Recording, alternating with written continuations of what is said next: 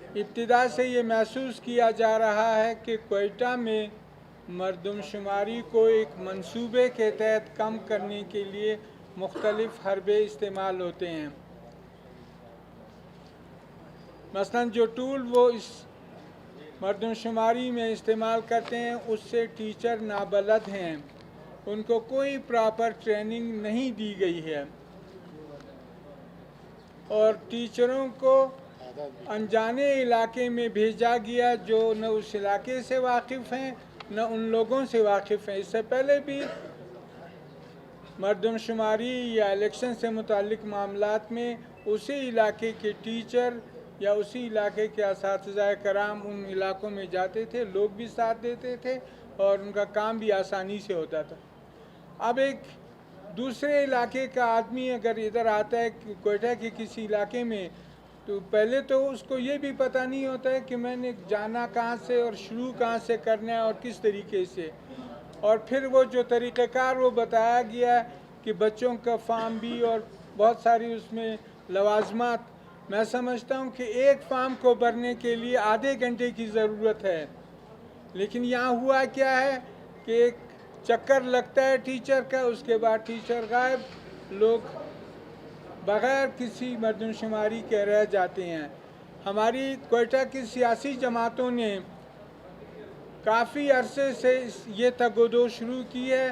احتجاج کیا ہے، اپنے تحفظات کو ریکارڈ کرایا ہے، چیف سیکرٹری کے سامنے بھی، کمشنر کے سامنے بھی، ڈپٹی کمشنر کے سامنے بھی، اور تمام متعلقین کو یہ ساری باتیں بتائی ہیں کہ کوئٹہ میں مردم شماری نہیں ہو رہی ہے، مذاق ہو رہا ہے۔ ہم نے اسمبلی میں بھی اس پہ بارہا بات کی ہے اور اسمبلی میں قرارداد منظور کرائی ہے کہ کوئٹہ میں مردم شماری کے لیے کم از کم 2 ماہ مزید دیے جائیں۔ تو آج جب ان تمام چیزوں پر سیر حاصل بحث ہوئی، اس کے نتیجے میں یہ فیصلہ ہوا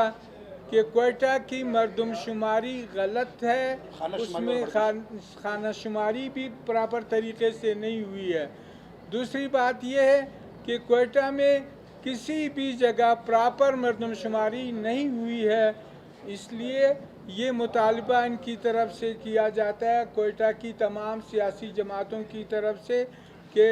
دوبارہ مردم شماری کرائی جائے، اور جو اسمبلی کے 2 مہینے کا ٹائم ہے اس پہ فوری طور پہ عمل درآمد، لیکن اس سے پہلے یہ ہونا چاہیے کہ جو بھی جس ٹیچر کو جس علاقے میں بھیجنا ہے وہاں کے لوگوں کو یہ پتہ ہو، اور ان کو جو انہوں نے انسٹرومنٹس دینے ہیں وہ آج رات پراپر طریقے سے سب میں تقسیم کیے جائیں، ان لوگوں کو خالی ہاتھ کسی جگہ نہ بھیجا جائے تاکہ وہ سارے دن لگے رہیں اور کام کوئی بھی نہ ہو۔ تو یہ